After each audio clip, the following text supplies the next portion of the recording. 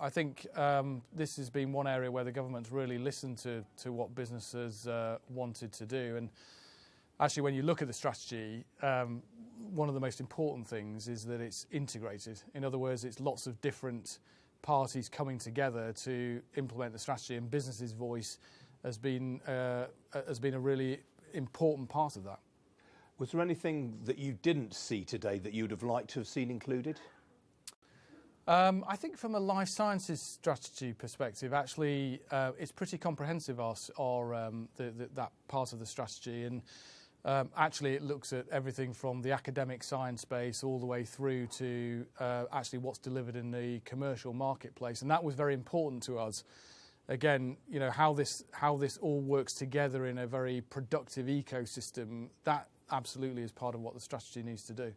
Some would question whether we even need an industrial strategy as a nation. I mean, if you think back to sort of recent governments, the 1980s in particular, where we had a sort of laissez-faire approach. I mean, do you think there is actually a case proven that we need an industrial strategy?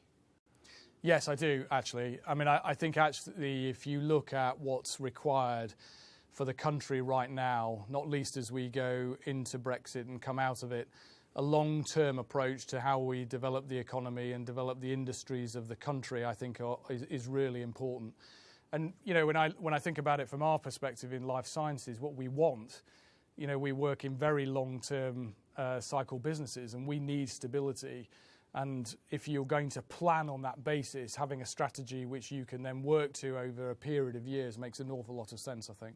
And do you worry at all about the life sciences sector's prospects post-Brexit? I mean, we've heard from other people today that they have concerns about the UK having access to people with the requisite skills, for example.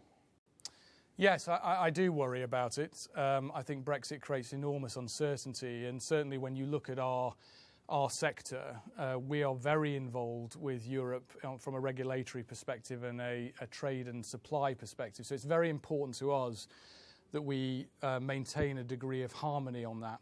Having said that, clearly we are on this course post-Brexit, and I think the industrial strategy is part of the answer to that.